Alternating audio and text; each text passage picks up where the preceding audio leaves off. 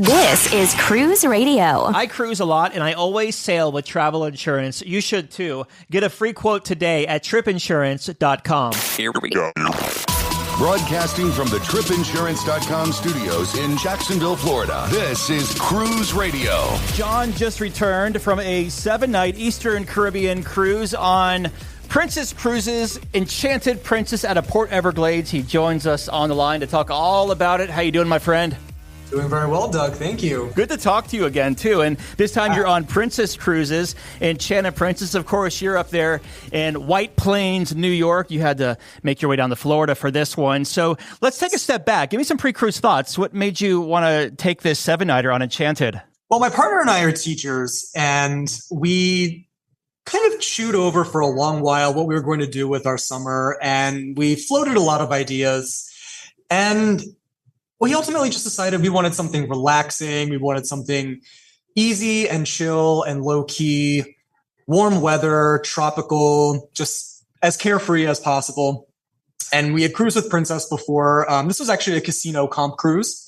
And so, you know, the chemicals were mingling nicely and everything fell into place. And we found this 7-nighter to the Eastern Caribbean. And we thought we liked the Princess experience. And we had such a good time last time that we would just do it. The last day of school, like within minutes of the last staff meeting, we were out, bags packed, to the airport. Yeah. What triggers a casino cruise deal with Princess, or have you figured out that algorithm yet? I have not figured out the algorithm. I'm not sure how much there is to figure out. My partner is like he wouldn't mind me saying this. He's like a goody two shoes with just this one vice, and that one vice is that he loves to just spend hours on end at the slot machines. Mm-hmm. So evidently the last time we were there, he had, played enough to get us this nice offer, a really sweet offer, as a matter of fact. It is any sailing up to 20 nights in an entry-level interior room with just your taxes and fees. And if you wanted to upgrade, you just pay the difference. And you can use it up to 3 times. So that's, up to 60 free nights at sea. Trust me, I love to go along for the ride. I don't gamble, but the amenities and the trips, I'm happy to be there for. And it's a really nice thing that they do because it does keep you, within the company. There's the point to be argued that, is it really free if you're spending that money in the casino? But, it's money that he budgets into the vacation anyway. He expects to spend, X dollar amount. So, yeah. You find it worth it. Yeah, absolutely. So you make your way down from New York to Port Everglades. Did you do any pre-cruise time before the sailing? Nothing meaningful. We just did an overnight in a chain hotel. You make your way to the cruise port there to board Enchanted Princess. How was the embarkation process, and how long did it take you from the curb to the ship? So I timed it. I've gotten in the habit of doing that. Curb to ship was 38 minutes, which was longer than I expected. Nothing crazy. It didn't drag on for, hours and hours. It wasn't hectic. It was not disorganized. There were no hangups. There was no bottlenecking of any sort. It was simply a matter of, you came in, you finished your, check-in process. Of course, you do most of it before you board. But it was pretty efficient. It was just a matter of, all right, you're in this boarding group. You can, take a seat comfortably until we call you. And they were calling the boarding groups, I would say probably every 2 to 3 minutes, they would call a new one. So while it definitely was not quite as quick as it was on the Sky Princess, that was back in 2024, where it was, I think, maybe 7 to 10 minutes. 38 minutes, really not bad. The medallion, did you pre-order that, and did you have that at arrival? Yes. So we did pre-order our medallions. That was one of our Princess Premier perks, which I'm going to expound upon much later. But we'd already had our medallions. So we were ready to scan right in and kind of breeze through the rest of the check-in process. They do have you kind of verify your passport information and whatnot. But they have lots of people there to facilitate that process. So, longer than perhaps we might have expected, but again, very, very smooth. I'm going to ask you because you've been on Sky Princess before, and all these royal class ships are pretty much cookie cutter. But I'm curious, what were your impressions as you boarded Enchanted Princess this time? So, of course, you board and you immediately walk into the piazza. And you're right. I mean, these ships are, for all intents and purposes, identical. The piazza was just, as buzzing and glittering as I had remembered. The interesting thing about the Princess design and the look and the feel of the ships and the decor is that they managed to strike this interesting balance between like kind of glitzy and glittery with very neutral and subdued. They managed to pull it off really well, I think. And it's an ethos that kind of suits the overall vibe of the ship. And it plays into Princess's ability, I think, to really cater to a lot of different travelers. It's kind of difficult to put your finger on, like, what specifically Princess is in terms of like the vibe and the feel. It's not quite a party atmosphere, but it's a lively one. Talk to us about that casino comp stateroom you got. Yes. Okay. So we upgraded to a standard balcony cabin, midship. And it was exactly so. Listeners who are familiar with the Royal class, they'll know that the stateroom is exactly the same on all of the ships. It was very comfortable. Neutral pastels, stoneware colors, not a large seating area because part of that has been annexed to create that like walk-in. It's not really a walk-in closet, but it's their attempt at a walk-in closet. Mm-hmm. So like by the bathroom, there's, a nook carved out. I do think that it could use a few more drawers, a few more shelves, but for a 7-night cruise for 2 people, it was perfectly adequate. We never had any problem storing anything. I think probably for a longer voyage, need to put things in drawers, you probably would struggle to find the space for it. Let's talk about the dining on board Enchanted Princess, and we'll go to the top. And the buffet name escapes me right now, but let's talk about the buffet. How was it, and did it ever feel too crowded? So a buffet is going to always be crowded. However, I will say on a ship that was over capacity, and it was over capacity by about 600 passengers, the layout and the design of the ship is such that I think it absorbs people really well. And the buffet, as crowded as it could be, and it could often be crowded, I don't think I ever was unable to find a table. I might have had to hunt around for maybe, like 5 minutes, but it really was not a problem. I found that, especially if I went like slightly earlier than peak hours, like instead of going there between like, 8 and 9, I would get there around like 7 o'clock. And, there was enough people there, but it was not unmanageable. It was very navigable. It was, food was piping hot, very easy to grab a plate, pile it up, and a place to sit down. All right, well, let's talk about dining on this 7-night cruise. What time dining did you have, and how was it, and how did your Princess Premier package play into dining? We opted for the fixed dining, early seating in the Santorini dining room. And it's because while freedom dining or freestyle dining or open seat dining sounds appealing, we have found that really, in our daily lives, we tend to, like most people, eat around the same time. It just works out for us to have one thing in our schedule that's like the anchor that we know that at the end of the day, we're always going to be eating at the same time, in the same place, with the same waitstaff. Mm-hmm. That I think is actually really one of the marquee aspects of a cruise is being able to have that rapport with your waitstaff and to develop that relationship with them over the course of the week. So we found the service in the Santorini dining room to be, really some of the best that we have had.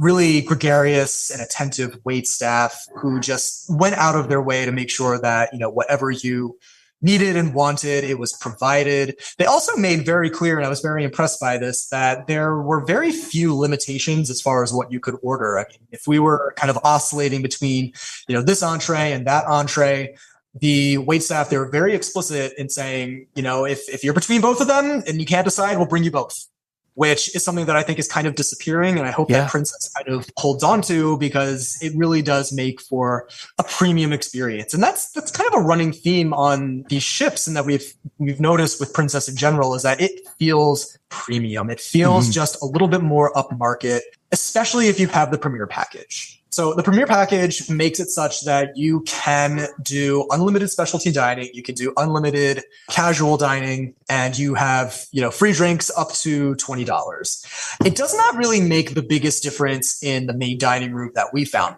aside from ordering drinks. But it is nice to, especially on embarkation day, rather than going to the main dining room or going up to the buffet and having to deal with the crowds, we found that we were able to just pop into the pizzeria and get a nice freshly made pie and enjoy not just a brut or a prosecco, but like a real champagne, a real glass of champagne. Yeah. That, it just contributes to a more kind of just elevated experience. Like, we have access to these things. It feels easy. It feels upmarket. It feels like you're on vacation. Do they still have that gastro pub place on off the atrium? They do have a pub. As far as what they serve there, I couldn't tell you. It was always crowded. I will say that is one place where it was so popular that it was impractical to go there. I think it might actually be the only space on the ship where I would walk by and I'd say, I don't think I'm getting a table here. This is not happening. O'Malley's, I think it's called. Yeah, O'Malley's, that's it.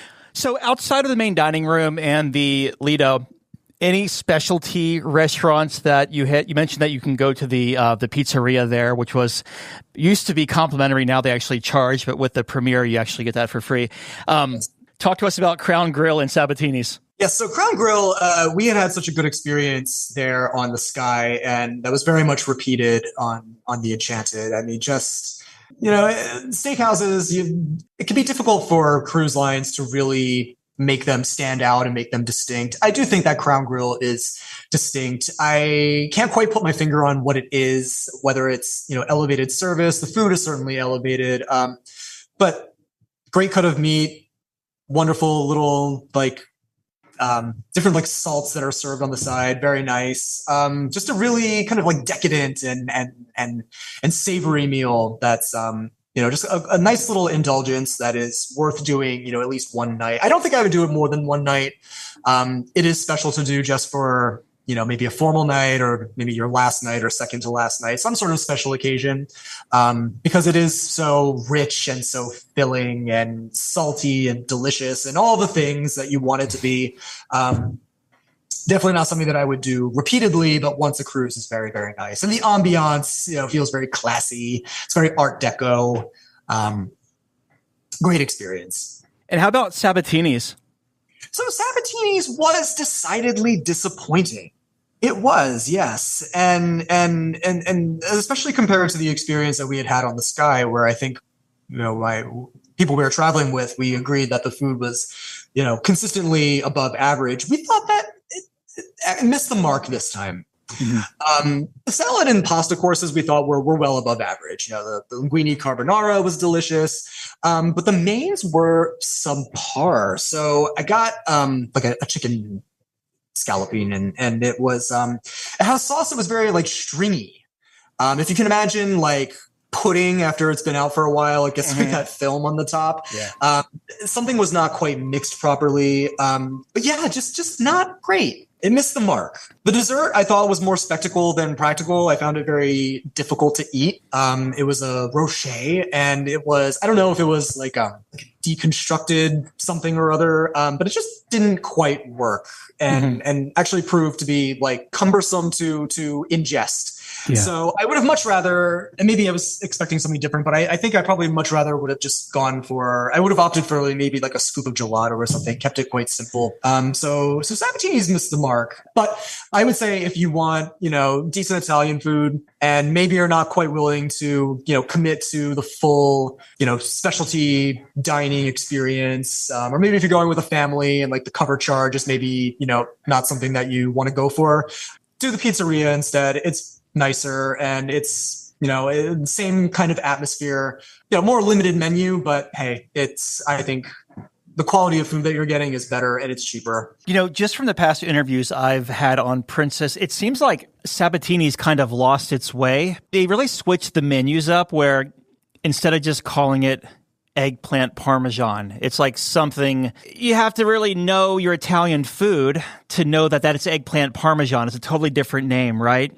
Or even the chicken parmesan, if they even still have that on the menu, or different pasta dishes. I don't know. I'm a very simple person, but it's not just me. Other people are yeah, we had no clue what to order on the menu. But when you break it down, it's just normal food, but it's almost like they were trying to class it up a bit, but it seems like it might have been executed wrong. It totally misses what Italian food should be about, which is just highlighting really good, strong, fresh, simple ingredients. Yeah. Just really beautifully. And that was not the case. It just, I actually felt like it fell short of the main dining room. The main dining room, I actually thought, as well as the buffet, it seems that Princess has really invested in kind of upgrading their offerings there. Mm-hmm.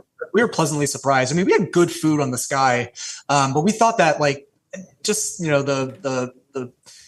for example, like beef Wellington, it was a thick cut of like good, decent meat that was, robust and memorable and good.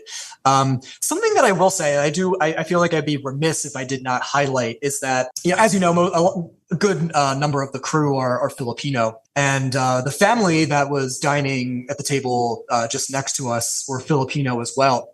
About the third night, we noticed that our waitstaff, they were bringing out bespoke Filipino dishes off menu, like bringing them out in addition to, what the family next to us had ordered. And it was just for the crew to care enough to say, we have, we share a common background, and we will, go out of our way to prepare something bespoke and special to give you like a little taste of home, was just really, really nice, and something that I think is increasingly uncommon, that you're, it's an experience you're not going to get, most other places, certainly not on land, and also very seldom at sea. So that I felt like was really worth highlighting. It was a very nice thing they did. Do any other dining that maybe we didn't hit, or did you do room service or anything like that? We did not do room service. That was something that we took advantage of much more on the Sky. No, not very much room service. I'm trying to think. Besides Crown Grill and Sabatini's, we're not big into seafood, so we didn't do the Catch by Ruby. Mm-hmm. Those are really it, I think. All right, well, let's talk about the entertainment on this 7-night cruise. What did you think? How did it stack up? So the entertainment we thought was a noticeable improvement on what we saw on the Sky. It's an area in which I think the premium lines tend to lag behind their competitors. I don't want to say like lower down in the market, because that sounds condescending, but like your Carnivals, your Royal Caribbean, I mean, they really dial that up. They lean into it. They pump a lot of money into it. I would say that Princess has gone more in the direction of enrichment, which I think is a welcome change. We did notice that on the Sky, the daily program was a little bit sparse, and some of the activities were a little half-hearted. So like, having just sailed with Cunard prior to the Sky, where like a simple game of trivia is like done so artfully and so well. I mean, they really know how to do trivia.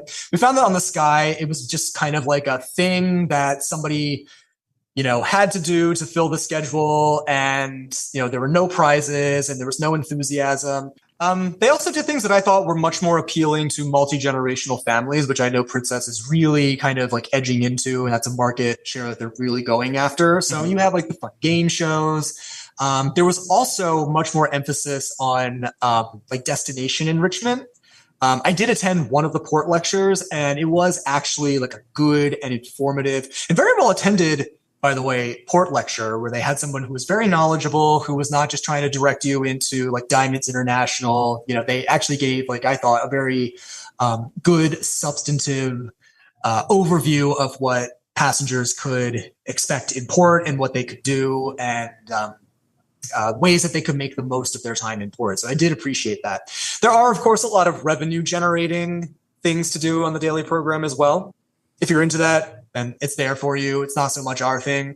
I will say, if you want to bid $100,000 on a painting, you can do that, and somebody did do that. But I will say that if you're looking for things to do that are lively and geared maybe slightly more toward a younger and more family kind of centric vibe, then there are more things to do than previously. The stage shows, I think, were so. I will say that we found that the singers and dancers on the whole were very good, with one exception.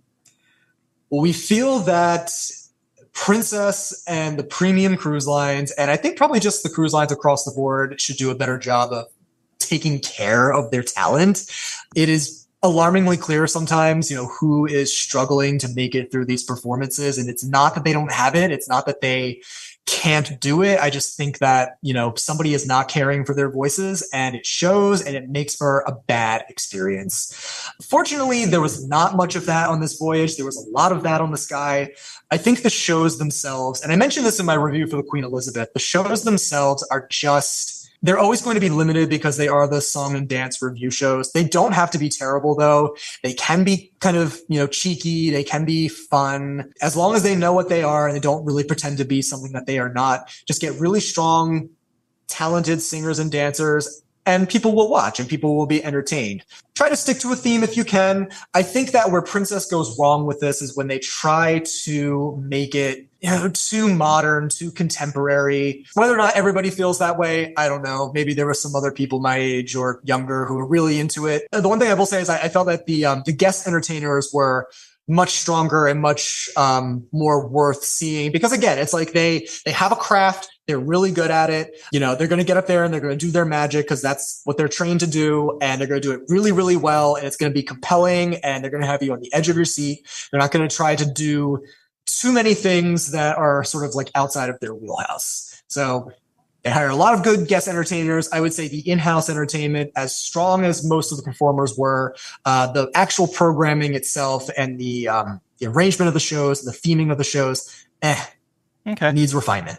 How were the sea days as far as crowds and congestion? The sea days I thought were, I can't make the joke. It's too easy. I'll do it. Okay. Enchanting. Really, really nice. Princess has such a resorty vibe about it. It really does. Like, you step out onto the decks and you really do kind of feel like you're beachside at some sort of like waterfront resort, and it is relaxing. And when you're just sailing blissfully through the Caribbean Sea, even when the pool decks get crowded, it never feels frenetic. It never feels claustrophobic. And it never feels like warfare to try to find a nice place to relax. I will say, again, on a ship that was about 600 passengers over capacity, I would get to the pool deck around like even as late as 8:30, kind of edging into 9 o'clock, which, on a sea day on a big cruise ship is like, don't even, on most cruise ships, like, don't even try to get a pool lounger. I would say that you could still find a decent lounger in like good prime real estate by the pool. There was not like an obnoxiously high number of chair hogs. Mm-hmm. And even if you could not get that prime real estate by the pool, just go up a deck, like by the funnel or by the jogging track. And there's, row upon row upon row of comfortable loungers, some of them in the sun, some of them in the shade. I never felt hard pressed to find, a nice place to relax and lounge. And something else I will say is that the drink service, especially through the Ocean Now app, was exceptional. Never waited longer than 15 minutes to have a drink delivered, which I thought was just incredible. Yeah, I was going to ask you about the medallion there, so good to know that's still on point there. As far as the casino goes, especially on those sea days when everyone tends to gravitate towards the casino, did it ever get too smoky? The casino is smoky, yes. And you do smell it as you approach it. Actually, so they do make a very heavy-handed attempt to disguise the smoke smell with a lot of fragrance. Yeah. It doesn't quite work. What I think would be the smart thing to do is, because they've taken over what used to be, I think, like a jazz lounge. It's like Take 5 or something. Yep. Yeah. So that's directly adjacent to it. They've done sort of like this half-hearted conversion where they have annexed most of it and put a lot of slot machines in it. They've left a small seating area and a bar to try to like keep some semblance of it being like a separate lounge or a separate space. That is a mistake. What they need to do, what I think would be the smartest thing for them to do, is to just completely, take that over as part of the casino and make that the smoking section. Because as it exists right now, that small Take 5 lounge that they have repurposed, that's the non-smoking section. And it is big enough, I think, to accommodate the number of passengers that I think would want to be in the smoking section. And I think they should make the main casino non-smoking. I think that would probably go a lot further in pleasing both camps and giving them, the adequate space to really kind of get the most out of that casino culture that they're looking for without, offending everybody else in that piazza area. I will say it really actually doesn't waft out generally into the piazza area. If it does, it's just like a wisp here and there. It's really not bad. It's just like the closer you get to it, you start to smell that fragrance. You're like, okay, got to hold my breath to get to the theater. Yeah. Of course, you could always go up or down a deck to get to the theater. But yeah, just something to be mindful of. It's okay. Not as good as it could be. They need to swap the two. Well, let's talk about your ports of call on this 7-night cruise. So you leave Port Everglades. What was your first port of call and what was your highlight? So our first port of call was Princess Cay in the Bahamas. And that was exactly the beach day that we were looking for. We rented one of those wonderful clamshells. So we had lots of access to shade, sunshine if we wanted it, clear blue skies, beautiful water, just like waiting around in a bathtub. Just beautiful. So that was a day well spent. I will say the drink service is somewhat spotty. The bartenders make very clear that what is on the menu is not necessarily what they have to offer you, which I don't think is acceptable. If it's going to be on the menu, you should offer it. And it wasn't like one or two things. It was many things. They mostly were limited to like pre-packaged, like canned drinks and canned cocktails, which, I guess if you really want to drink, that's fine. You will not get, or at least we didn't get very much in the way of mixed drinks. And what they did have available was kind of limited. I think probably a very simple thing to rectify. Something else that I will say is absolutely unacceptable.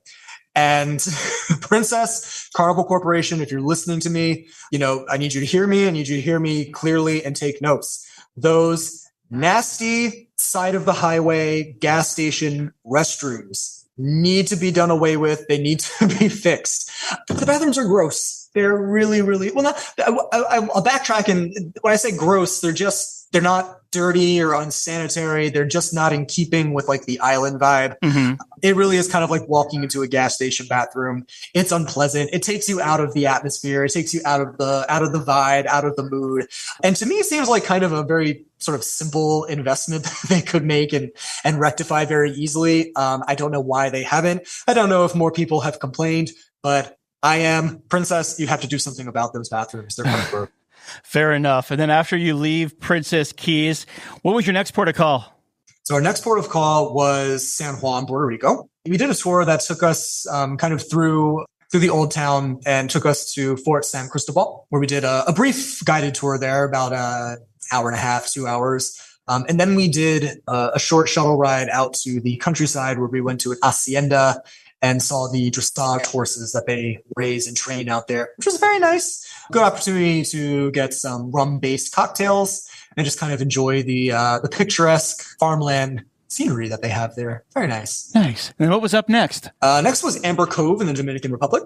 That was probably our most enriching and most enjoyable port of call. So we did one of their local connections excursions where we went to with a small group. We went kind of up into the mountains, into the countryside, and we went to an all-female owned chocolate producing co-op, which was founded by a group of 30 women back in 2007 who did not have very many occupational prospects in their home villages. So they kind of came together and they pooled their resources and they bought this chocolate making facility, and they produced the chocolate using a combination of traditional and modern methods. And part of their revenue source and part of the way they pay off the mortgage at for the facility is they run the guided tours, and they basically take you through, from the planting of the chocolate all the way through to the processing and the packaging, the whole chocolate making process. And of course, you get to have some samples, and there's opportunities to buy the chocolate at the end. Just a very wonderful, welcoming, and enriching experience. The people were lovely and just so gracious and really eager to share their livelihood. And did you have another port before you went back to Lauderdale? Yes, we did. So we did Grand Turk. And we actually did not get off the ship. Normally, and that goes very much against our MO, normally we, are trying to maximize as much time as we can in these ports. We usually have the mindset of, we might come back here, but we don't know if we will. And this might be, the last time we ever experience this. So we want to kind of squeeze as much juice out of that orange as we can. But as it happens, we will be back in Grand Turk with our friends on the Star Princess this coming February. So we decided that the excursion that we were thinking about doing this time, we are going to wait to do that in February. So we decided that we were just going to stay on the ship and make the most of the amenities and most of the open pool decks and the spa. Very relaxing, great time. Sounds like you had a good day there. So you make your way back to Port Everglades. How was the debark process? So we opted to do the self-assist. So we just packed the night before, and as soon as I think we were like the second self-assist group to be called off. And I think we took maybe 10 minutes to just walk off the ship. That was it. Simple as that. All right. So if you were to look back at this 7-night cruise, would you offer up any, maybe first-time tips for someone sailing Enchanted or doing that Eastern Caribbean itinerary? Yeah. I would say if you can make room for it in your budget, I think that the Princess Premier is really the way to go. It really is. I think Princess is doing the tiered packages better than anybody in the premium category. I think the closest comparison would be what Holland America offers. But I mean, really, and I know there's been like some grumbling and umbrage about like, this used to be free and now it's not. And I totally understand that. And I'm, all for, maximizing value for the passenger and the consumer.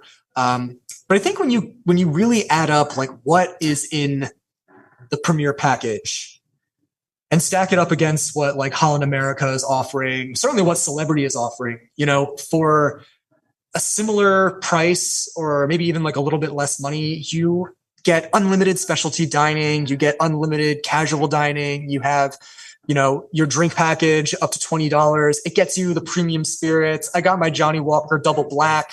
I got, real champagne.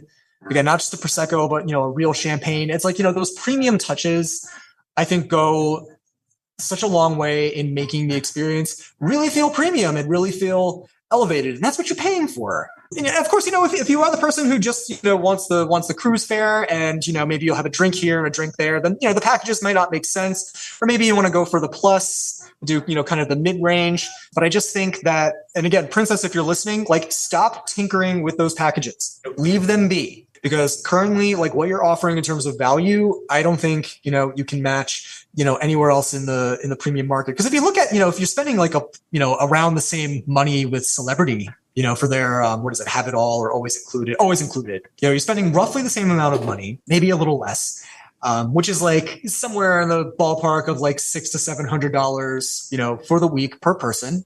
You get a basic drink package. You don't get the unlimited specialty dining. You don't get like, and someone I'm sure will correct me if I'm getting this wrong because, this may have changed. But you don't get, as far as I know, like shore excursion credits. And there's just so much more that's bundled in, so many more perks that are bundled into the Princess packages that I think make the experience so much easier and seamless. And it gives you access to all of those things that you're probably going to want in a slightly more higher end experience. And that's what I think Princess does, really, really well. It is slightly upmarket, but it's not stuffy. It's very relaxed. The packages really give you much more access to that. Looking back, what was the highlight of this cruise? Highlight of the cruise, I think, sitting at the Crown Grill bar night after night. We are barflies, and, usually by like the second night on board, we have found our spot where we struck up a good conversation and have developed a decent rapport with the bartenders. And that's our spot and know what we like. And just getting to chat with them and chat up other passengers and make friends and just kind of settle into shipboard life and the rhythm of life at sea. I mean, it's what I think cruising is all about. Those moments to just kind of let time slow down a little bit and, savor your drink and maybe order another one if you're feeling like it and, just kind of take it all in and have a good conversation. That sums it up. Well, John, your final thoughts of Enchanted Princess. I think it's a great ship. I think that Princess is doing the premium cruise experience competitively as good as most of the others. Granted, I haven't tried Celebrity since 2016. I've yet to try Holland America. But comparing it to Cunard, I mean, there are things that Cunard I think does better, but overall, Princess keeps us coming back. Those casino offers are great, and the packages, so many elements of the core elements of a good cruise experience, they just consistently do again and again really, really well. All right. I've been talking with John about his 7-night sailing on Enchanted Princess out of Port Everglades. John, always good talking to you, my friend. Thank you so much for coming on and sharing your vacation with us. Of course, yes. Hopefully I'll be back for the Star. The world is constantly changing. Your place for news is still the same.